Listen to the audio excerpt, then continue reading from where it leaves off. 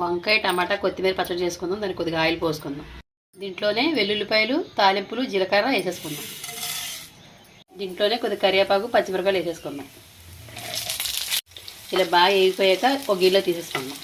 ఇందులోనే ఒక వంకాయ కోసేసుకొని వేసేసుకుందాం. దీంట్లోనే ఒక 2 టమాటా కాయలు కొద్దిగా కొత్తిమీర వేసుకుందాం. దీంట్లో కొద్ది పసుపు వేసుకుందాం. దీంట్లో కొద్ది చింతపండు వేసుకుందాం. వేసుకొని బాగా కలిపేసి సిమ్లో పెట్టి కొద్ది మగ్గించుకుందాం మెత్తగా అయ్యేదాకా. టమాటా వంకాయ కొత్తిమీర బాగా మగ్గిపోయి బంద్ చేసుకుని కొద్ది చల్లారి పెట్టుకుందాం. మిక్సీ జార్లో పచ్చిమిరకాయలు అన్నీ వేసేసుకొని దాంట్లో కొద్ది సాల్ట్ వేసుకొని మిక్సీ పట్టుకుందాం బరగ్గా.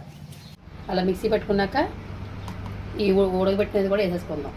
టమాటా గుజ్జు కూడా పచ్చడిలో బరగ్గా మిక్సీ పట్టుకుని తాలింపు పెట్టుకుందాం. ఇప్పుడు తాలింపు వేసుకుందాం. దానికి ఎండుమిరపకాయ కరివేపాకు తాలింపులు జీలకర్ర వేసేసుకుందాం. తాలింపులు వేగిపోయాక పచ్చడి వంపేసుకుందాం. వంకాయ టమాటా కొత్తిమీర పచ్చడి రెడీ. వేడి వేడి అన్నం వేసి తింటే చాలా బాగుంటుంది. ఒకసారి ట్రై చేయండి.